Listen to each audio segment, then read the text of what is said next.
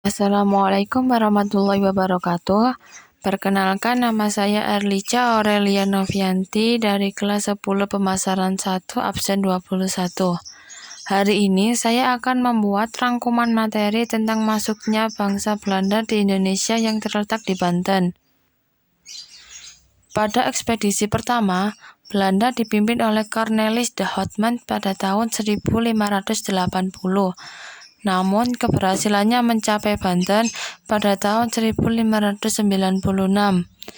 Pada bulan April 1595, Belanda memulai pelayaran menuju Nusantara dengan 4 buah kapal di bawah pimpinan Cornelis de Houtman.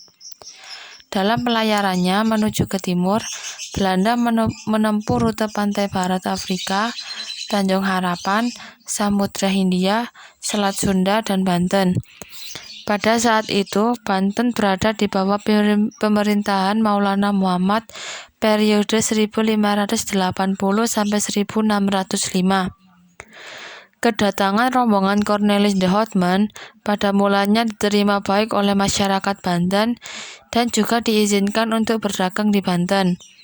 Namun, karenanya sikap yang kurang baik, sehingga orang Belanda kemudian diusir dari Banten.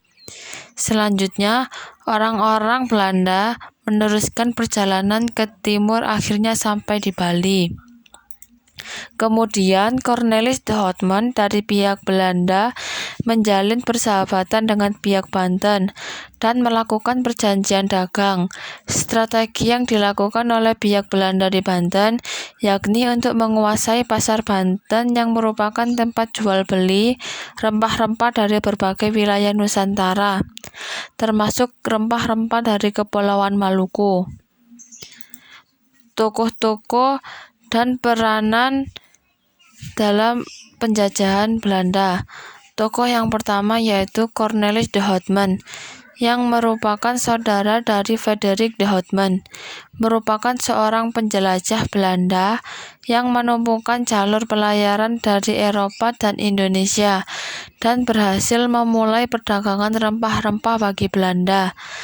Ketika itu, kerajaan Portugis memiliki monopoli terhadap perdagangan tersebut, dan perjalanan de Houtman merupakan kemenangan simbolis bagi pihak Belanda, meski perjalanan tersebut sebenarnya berlangsung buruk. Tokoh yang kedua, yaitu Frederik de Houtman, adalah seorang penjelajah Belanda yang berlayar sepanjang pantai barat Australia dalam perjalanan menuju Sunda Kelapa. Dia adalah kakak dari Cornelis de Houtman yang terbunuh pada ekspedisi keduanya pada tahun 1599. Frederik dipenjarakan oleh Sultan Aceh, tetapi memanfaatkan waktu 2 tahun di penjara dengan belajar bahasa Melayu lokal dan melakukan pengamatan astronomis. Pada tahun 1603, setelah kepulangannya ke Belanda, Frederik menerbitkan pengamatan bintangnya pada lampiran kamus bahasa Melayu dan Madagaskar buatannya. Tokoh yang ketiga yaitu Johannes Graaf van den Bosch, yaitu Gubernur Jenderal Hindia Belanda yang ke-43. Dia memerintah selang tahun 1830 sampai 1834. Pada masa pemerintahannya, tanam paksa atau Kulturstelsel mulai direalisasi. Setelah sebelumnya hanya adalah pemikiran kajian yang dihasilkan untuk menambah kas pemerintah kolonial maupun negara induk Belanda yang kehabisan dana karena peperangan di Eropa maupun daerah koloni atau terutama di Jawa dan Pulau Sumatera. Tujuan bangsa Belanda menjajah kawasan Banten. Tujuan Belanda datang ke Banten tentu sama dengan negara lainnya, yakni mencari kekayaan, monopoli perdagangan, dan mencari daerah jajahan. Selain itu, perang Belanda dengan Spanyol selama 80 tahun membuat Belanda mencari daerah jajahan ke Nusantara. Dampak positif dari penjajahan Belanda. 1.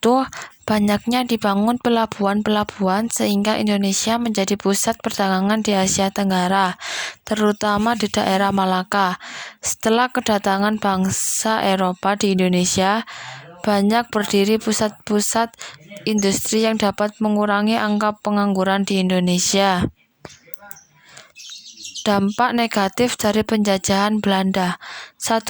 Kehidupan bangsa Indonesia menjadi sangat miskin, terbelakang, dan memprihatinkan karena berbagai penindasan oleh pemerintah kolonial Belanda yang selalu bersikap sewenang-wenang terhadap bangsa Indonesia.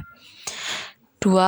Banyaknya peperangan atas berbagai kerajaan di berbagai daerah Indonesia yang dilakukan pemerintah kolonial Belanda mengakibatkan banyaknya masyarakat Indonesia yang meninggal. 3. Terpecah-pecahnya masyarakat Indonesia karena politik adu domba pemerintah kolonial Belanda. 4. Kehidupan bangsa Indonesia yang terkekang karena dikendalikan oleh pemerintah kolonial Belanda. Sekian dari presentasi saya hari ini. Wassalamualaikum warahmatullahi wabarakatuh.